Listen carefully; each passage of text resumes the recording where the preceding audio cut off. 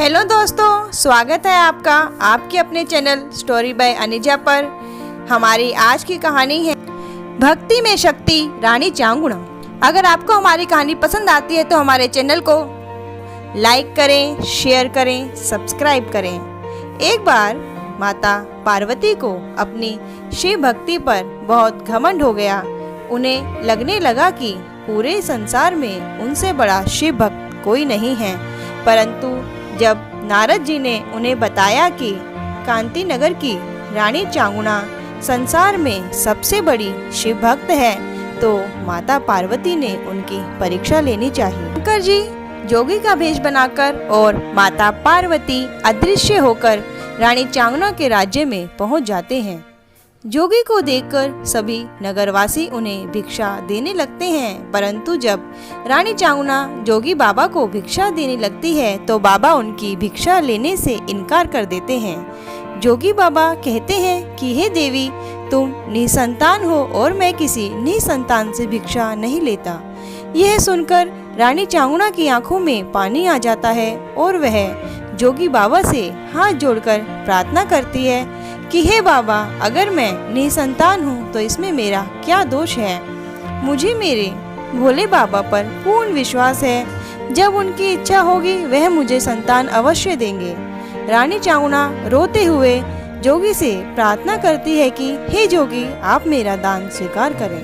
रानी चांगुणा को रोते हुए देख जोगी रूपी भोले बाबा विचलित हो जाते हैं और वह खुशी खुशी रानी का दान स्वीकार कर लेते हैं। साथ ही जोगी रानी को एक प्रसाद रूपी फल भी देते हैं, जिसके परिणाम स्वरूप रानी को एक सुंदर पुत्र की प्राप्ति होती है।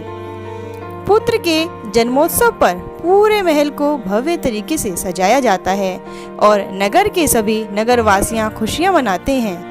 रानी चांगुणा को यह पूर्ण विश्वास हो जाता है कि हो ना हो वह जोगी बाबा अवश्य ही मेरे भोले बाबा थे, जो मेरे संकट काटने और मेरी सूनी गोद को भरने जोगी का रूप लेकर आए थे। मैं अपने पुत्र को भी शिव भक्ति सिखाऊंगी और उसे भी शिव भक्त ही बनाऊंगी। अब तो रानी की शिवजी के प्रति आस्था और भक्ति और ज्यादा बढ़ गई थी। रानी अपने पुत्र के साथ शिव भक्ति में लीन रहती और पुत्र के लालन पालन और शिव भक्ति में कब 5 साल का लंबे समय बीत गया पता ही ना चला। अब रानी का बेटा चिल्ल्या 5 साल का हो चुका था। अब तो रानी अपने पुत्र के बड़े होने और उसकी शादी के सपने देखने लगी थी, परंतु नियति को शायद कुछ और ही मंजूर था। एक बार फिर शंकर जी माता पार्वती की जिद पर ओघड़ रूप धारण कर रानी चांगुणा के द्वार पर आ गए और भोजन मांगने लगे। राजा और रानी ने बड़े ही सम्मान पूर्वक ओघड़ बाबा को सिंहासन पर बैठाया और उनके लिए तरह तरह के व्यंजन मंगवाए, परंतु ओघड़ बाबा ने उसे खाने से इनकार कर दिया। तब रानी स्वयं जाकर ओघड़ बाबा के लिए भोजन बनाकर लाती है, परंतु बाबा उसे भी खाने से इनकार कर देते हैं। ओघड़ बाबा बताते हैं कि हे रानी, मैं शाकाहारी भोजन नहीं खाता, मुझे तो बस मांसाहारी भोजन ही भाता है। अगर तुम वचन दो तो मैं अपनी इच्छा बताऊं। राजा रानी मुस्कुराते हुए बोले, बाबा वचन है, जैसा भोजन आप बोलोगे आपको वैसा ही भोजन मिलेगा। बताइए आप किस जीव को भोजन के रूप में खाना चाहते हैं। आप जिस भी पशु पक्षी या जीव जंतु का नाम लेंगे, उस जीव का मैं तुरंत ही शिकार करके आपके सामने भोजन प्रस्तुत कर दूंगा।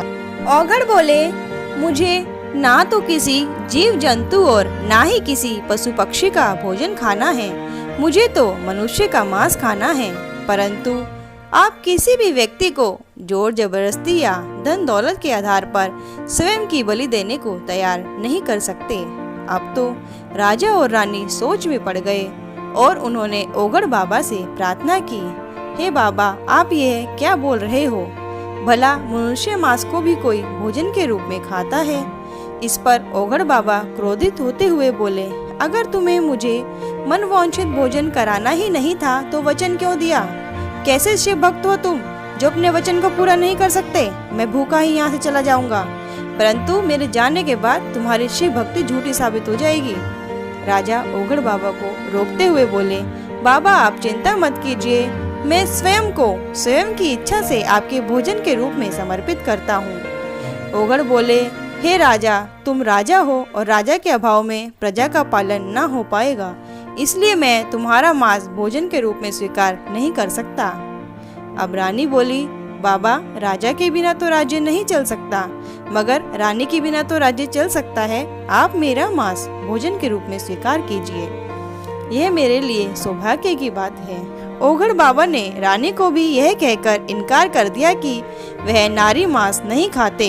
तब राजा रानी ने बाबा से हाथ जोड़कर पूछा, बाबा, आप ना तो किसी अन्य मनुष्य का मांस खाना चाहते हैं और ना ही हम दोनों का, तो आप ही बताइए इस समस्या का समाधान कैसे होगा। बाबा मुस्कुराते हुए बोले, तुम एक व्यक्ति को भूल रहे हो और वह व्यक्ति है तुम्हारा बालक चिल्या। अगर तुम अपने पुत्र चिल्या का मांस खिला दो तो मजा ही आ जाएगा। उसका मांस कितना कोमल और स्वादिष्ट होगा, यह सोचकर ही मेरे मुंह में पानी आ रहा है। चिल्या का नाम सुनकर राजा और रानी विचलित हो गए। रानी के तो मानो किसी ने प्राण ही मांग लिए हों और रानी को अपने बीते दिन याद आने लगे।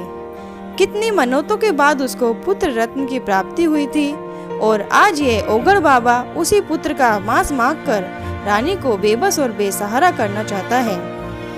रानी ने ओगड़ बाबा से बहुत विनती की, मगर बाबा अपनी जिद पर अड़े रहे।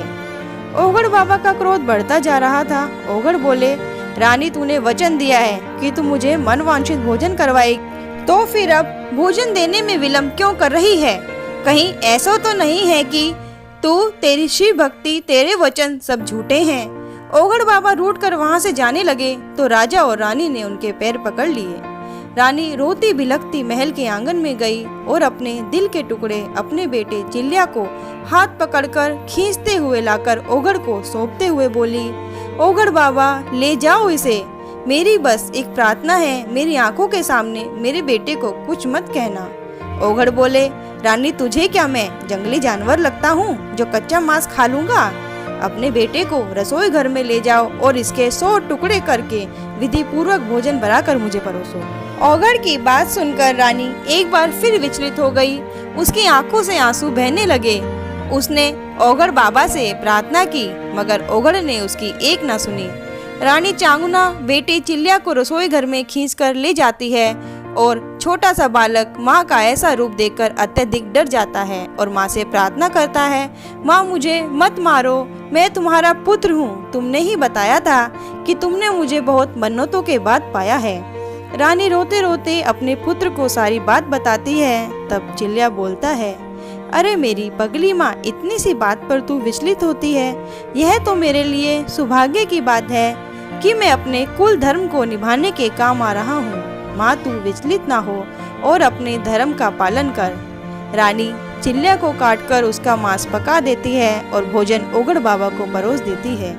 भोजन को देखकर ओगड़ बाबा फिर गुस्से में आ जाते हैं और भोजन फेंक देते हैं। ओगड़ बोलते हैं, रानी, तू बेईमान है, दगाबाज है। तूने बालक के सिर का मांस तो पकाया ही नहीं। मुझे तो बालक के सिर का मांस ही खाना है। जा, दोबारा रसोई घर में जा और बालक के सिर का मांस पका कर ला, मैं वही खाऊंगा। चांगुना, तूने बेईमानी की है। तूने अपने बेटे का सर रसोई घर में छुपा लिया। अपने बेटे का सर मेरे सामने उखली में कूटेगी और सर कूटते समय तेरी आंखों से एक भी आंसू नहीं आना चाहिए। बेबस रानी ओगड़ बाबा के कहे अनुसार सभी कार्य करती है और भोजन पकाकर ओगड़ बाबा के लिए ले आती है, परंतु बाबा फिर नाराज हो जाते हैं और रानी से बोलते हैं, रानी, क्या तुझे अतिथि सत्कार भी नहीं आता? क्या मैं अकेला भोजन करूंगा? तुम भी तो मेरे साथ भोजन करोगे। जा, 3 थाल और भोजन परोस, हम साथ में भोजन करेंगे। अब रानी रोने लगती है, पर बाबा के हट के आगे उसकी एक नहीं चलती। रानी पूछती है, बाबा, हम तो केवल 3 लोग हैं, फिर यह चौथा थाल किसके लिए मंगवाया है? ओगड़ बोलते हैं, चौथा थाल तेरा बेटा चिल्या खाएगा। बुला अपने बेटे को। रानी, तेरे मन में शिव जी के प्रति जरा सी भी भक्ति है और तूने पूरे श्रद्धा भाव से अगर मेरे लिए भोजन बनाया है तो तेरा बेटा चिल्या अवश्य आएगा। राजा और रानी रोते हुए चिल्या को पुकारते हैं, चिल्या, चिल्या। तभी रानी देखती है कि रानी का पुत्र चिल्या माता पार्वती का हाथ पकड़े हुए आता है और आकर रानी चांगुना से लिपट जाता है। चिल्या को देखकर चांगुना पूछती है, बेटा तुम कहाँ थे, कहाँ चले गए थे? चिल्या बताता है, माँ मैं माता पार्वती के साथ उनके महल में था, मुझे बहुत आनंद की अनुभूति हो रही थी।